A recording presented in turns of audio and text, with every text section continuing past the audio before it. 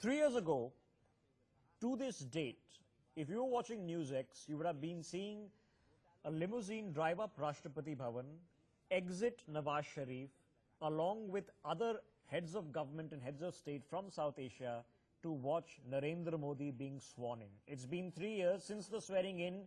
We've seen a lot of developments, not just including the recent ones of the ICJ victory by India, the surgical strikes, but before that, something unprecedented when an Indian Prime Minister out of the blue dropped in on Lahore to meet with Nawaz Sharif. A long way has come, but in dealing with Pakistan, as has been a lesson of decades, is like solving the issue that have, including the ones that have taken place in Ireland. We've seen the issues in the Middle East that have gone on for decades, if not centuries. Is Pakistan more isolated today? Has India won the point better, or has it not? That's the big question. We're going to listen into a few reactions, and then we open up this very important conversation on the 3rd year anniversary of the Modi government. Let me quickly invite at the very top Salman Khurshid joining us on the broadcast. Sir, good evening and for joining. Thank you for joining us here on NewsX. Let me get straight and tucked into the point, sir. As you know, the Modi joining us on the broadcast. Sir, good evening and for joining. Thank you for joining us here on NewsX. Let me get straight and tucked into the point, sir. As you know, the Modi government has completed its 3rd year in office today. How do you rate the performance of the government on these issues, not only in Pakistan, but in sum total, sir?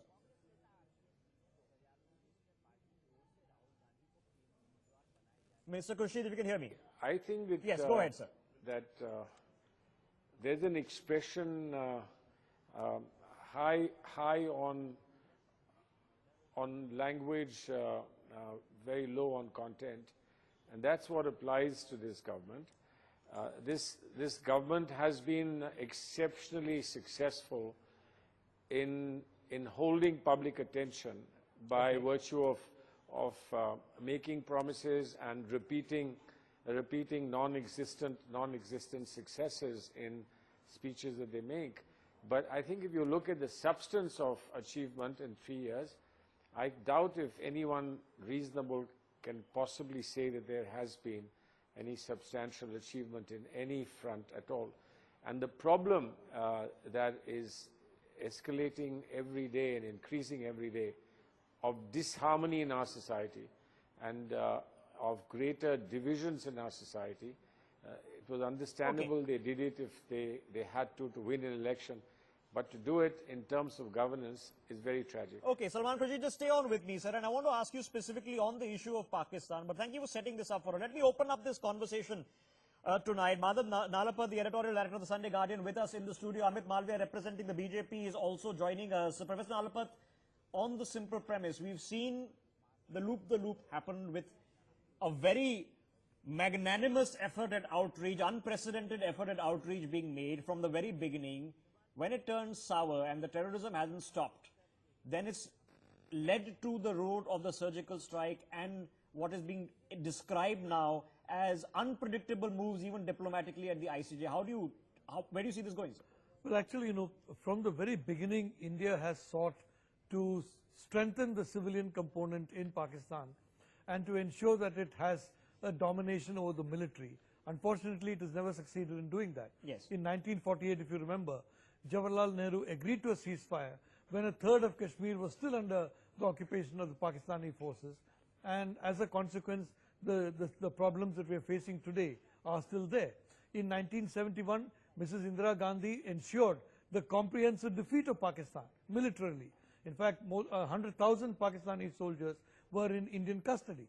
But even then, she was magnanimous enough not to really go in for a formal adjustment of the Pakistan line of control as the international border. So there is a history, very frankly, in which India has given an opportunity to Pakistan, opportunity after opportunity after opportunity, and unfortunately none of these opportunities have brought any beneficial results. And Pakistan does one thing, but does really well, which is finding some superpower at some level to look after its concerns by threatening to commit suicide at a state level. And that seems to work. Amit Malviya, the one critique, sir, comes the government's way is singular. And the Congress party, and I'm so sure Salman Khurshid will rake up this point, says that, look, when it comes to attacks on India, terror attacks, firing across the LOC, etc., infiltration and whatnot, the figures haven't come down. And that is the only mark of success or failure when it comes to Pakistan. How do you respond to that, sir?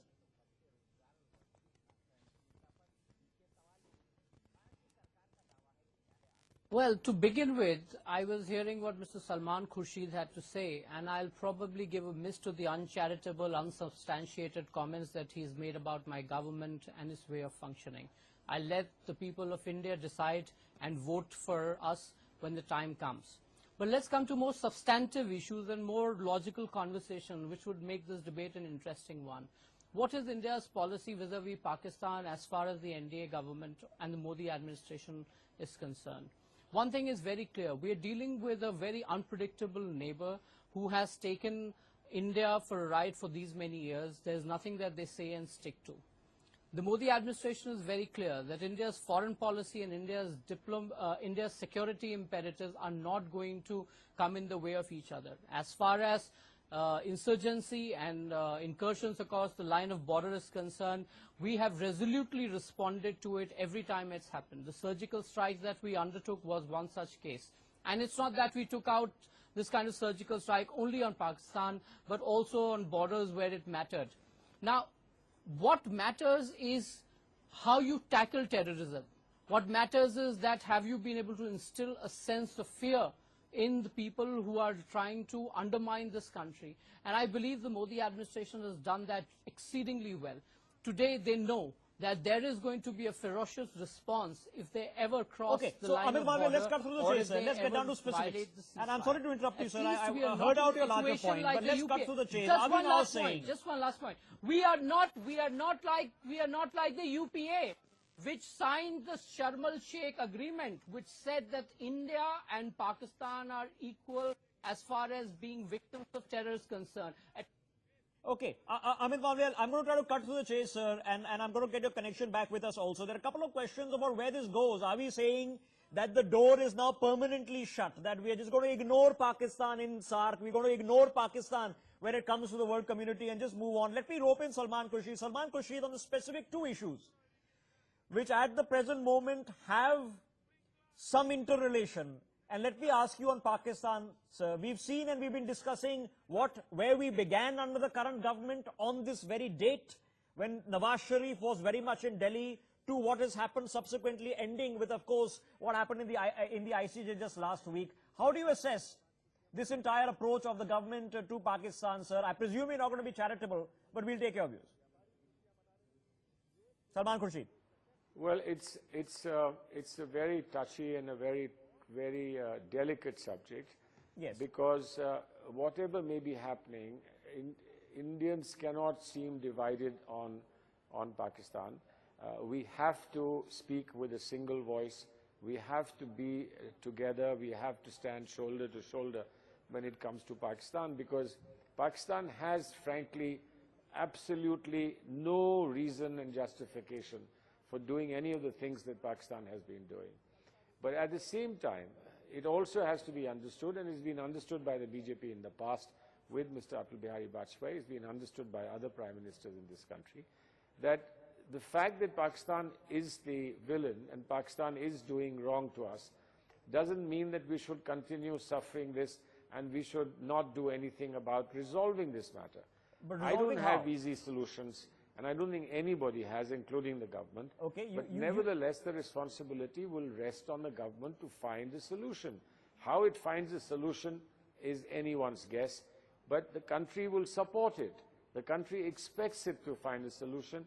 The country will support it in a solution, and the opposition parties, even if we are not consulted, will support the government, because when it comes in a matter of safety of the nation, we all have to stand together, something BJP never did with us. But nevertheless, we are not going to score points. No, you're of course walking a fine line, sir. But we expect the government to do something. Now, what the government can do, we are happy to talk to about it. But if it doesn't want to discuss it with us, then it must do something on its own. And then, of course, take credit for it if it succeeds. but it must also take the rap for Okay, it. so if you're it of course can't walking a succeed. fine line, Salman Khurshid. You appreciate the need for politicians across party lines to be united on this, because the message reverberates is when a Farooq Abdullah makes a headline in Pakistan, it's not good news for anyone. When he's talking about India losing Kashmir to what not, and we've seen a lot of appeasement politics. There are people within your own party, sir, as you're aware, who just recently fall prey sometimes in the garb of pacification for that appeasement politics. I want to quickly rope in Raj Qadian before I go back to Amit Malviya and Professor Nalapat. Raj Qadian, the simple premise, simple question today, 3 years later from where we were on the 26th of May, sir, in 2014, where are we on Pakistan now, sir?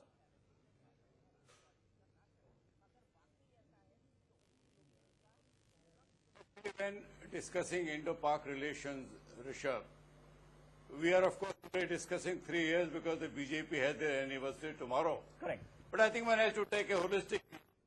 None of the government in the last 70 years has been able to resolve the problem. Indo-Pak relations have two stages. One is management. Well, management, security forces play a dominant role and they are managing the situation. Other is resolution. In that, we have neither been able to push Pakistan to see reason and come to a meaningful dialogue, nor have we been able to control them or deter them from launching terror attacks or sending infiltrators or inciting trouble in the valley.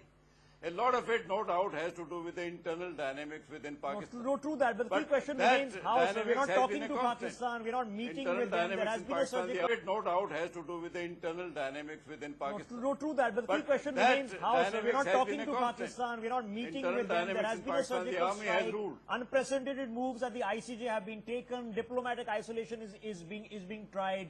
Beyond this, what can be done?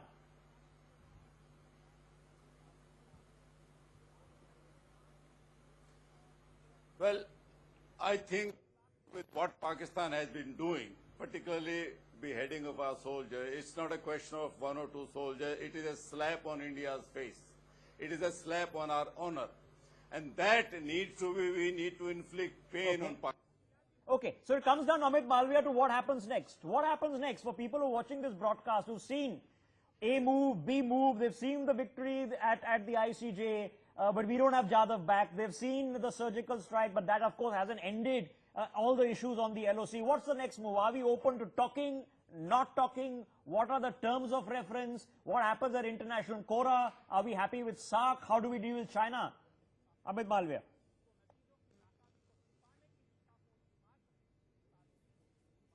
Well, let's look at how our strategy with dealing with, as far as dealing with Pakistan is concerned, has played out in the last 7 decades. We've had very little success, although we've insisted on talk every now and then. We've signed several agreements, and Pakistan does not seem to honor any one of them except probably for the Indus Water Treaty, because it helps them and it's in their favor. I think going forward, what India needs to do is to, A, protect its interests and ensure that its border integrity is maintained. Yes. It has to work to address the security situation back home and ensure that any alienation that is there in whatever form is addressed. Having said that, we have to be constantly on our toes. We have a neighbor who we cannot predict, and therefore we will have to go along Malviya, and live by the year, have our diplomacy on one side and have our national security on the other side. To end. But it comes down to specifics, sir. And Madhav Nalapat, what are the specifics? It is difficult Well, we to all build a want wall. peace, but peace is not a Sorry to one-way. borrow a term. Well, listen, Yes. we all want peace. We all want peace, but peace is peace not at what a price? one-way street. Was asked of And the Chamberlain, sooner sir. we Okay. realize this as a country, it will be good for us. Okay, The doves, okay, hang on, the sir, hang on. Congress party believes that that's it's a the one-way ideal. street. I'm trying to walk It us down the path of unfortunately what isn't. can actually be done. Madhav Nalapat, again, to borrow the phrase, we can't build a wall. Around the LOC or around the border is just impossible for anybody who has any understanding of what the ground situation is. So, prevention of all sorts of infiltration is very difficult. You can have better technology, that's a bet.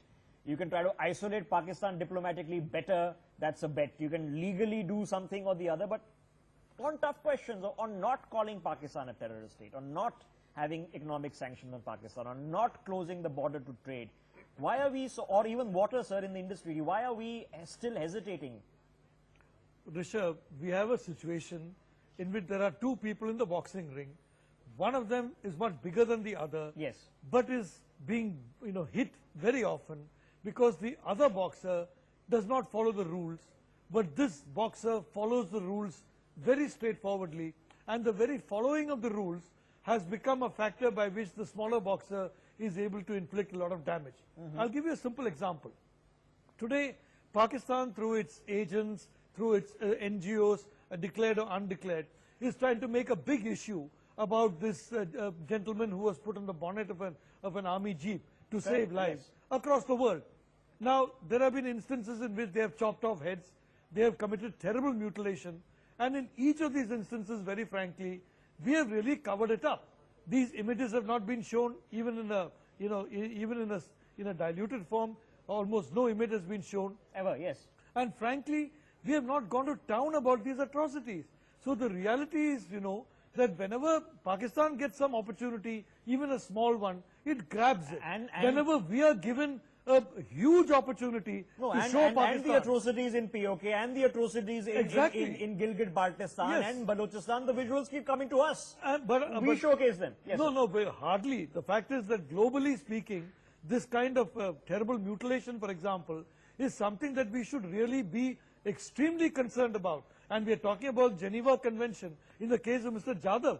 What about the Geneva Convention in the case of these soldiers who were mutilated? Yes, so my point is, if you fight Pakistan by Pakistan's rules, which are no rules, and you observe rules which frankly are, are very restrictive, you're continuing. Okay, so, and this moral high ground logic hasn't gotten us anywhere. Raj Kadian, what do we do now? Do we take up specific case and make sure every case gets hammered home? Just Jadhav's case is not enough. Just once in a while unpredictability or once in a while victory is not enough, sir.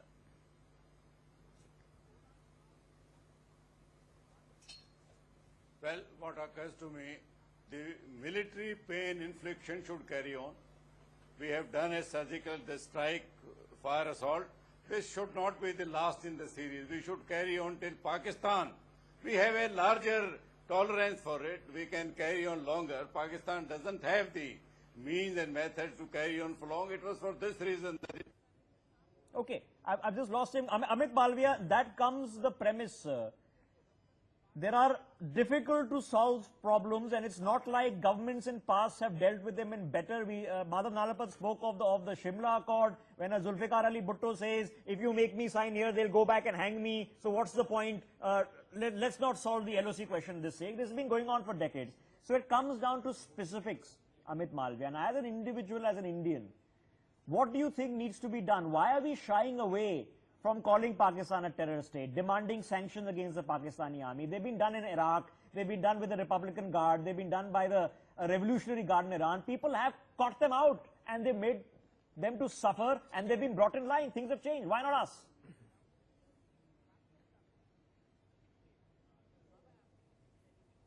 Look, you have opened a very reasonable line of argument, and let me just point out that this government, the Modi government, has actually changed the reference of the conversation in some ways by raising the Pakistan-occupied Kashmir region, by talking about the Gilgit-Baltistan, by talking about Balochistan there and the excesses the Pakistan army is conducting there. So the attention has really not been just focused on Kashmir and the way Pakistan would like it. India is now talking about various areas which are under perhaps illegal or occupation that the world would like to see very differently. So there is a lot of stuff that has been done on the diplomatic front, along with armed responses to what Pakistan has done. I cannot recollect in the last 10 years that the UPA was there was ever an armed retaliation despite grave provocation. 26/11 happened while the UPA was in office, and what did they do instead of just sending dossiers? Well, they claim they did a lot. Would really like to know that. They've even claimed surgical strikes. Okay, I'll just put the caveat out. Madhav Nalapat, there are two winds pulling at... sending more dossiers does not mean doing a lot. There are two winds, sir, that I'm aware of pulling at the dynamic of Pakistan policy. One is the logic that India is such a big country. You ignore Pakistan. Don't fall down to its level. Let it wither away. Surpass them in SARC. Just sideline them, and that's good enough. It'll take care of itself. The other dynamic is what you were suggesting, is to take on everything head on. Which one is winning, sir? Do you see which one winning? No, I just want to say that the central point you're making about economic growth being very important is correct. When the Indian economy becomes very much bigger than the Pakistan economy, then yes, the threat from Pakistan is going to be reduced. But I just want to point out, Rishabh, we have to admit that Pakistan has been very successful. There are three blocks supporting Pakistan now or in the past: the United States, China, and the Gulf countries. Yes. Now, in the case of Gulf countries, I think the Modi government has been very successful in diplomacy to them. Okay. In the case of United States, there has been some success.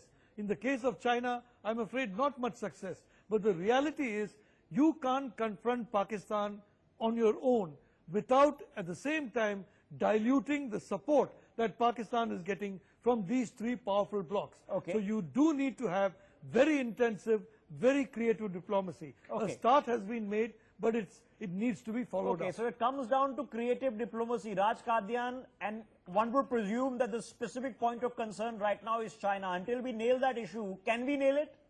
Do we have enough leverage to nail it?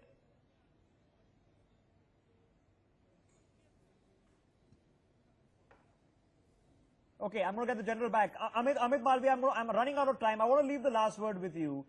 Looking forward, sir, there has to be, as Salman Khurshid put it, some sort of uniformity, unity in our approach. There are certain things that can be shared publicly and a lot of them that they can't be, sir. But on the premise of logic, where is the logical approach to Pakistan next? We know there are internal troubles that are going on within the realm of Pakistan, and I'm presuming that we lost Amit Malviya.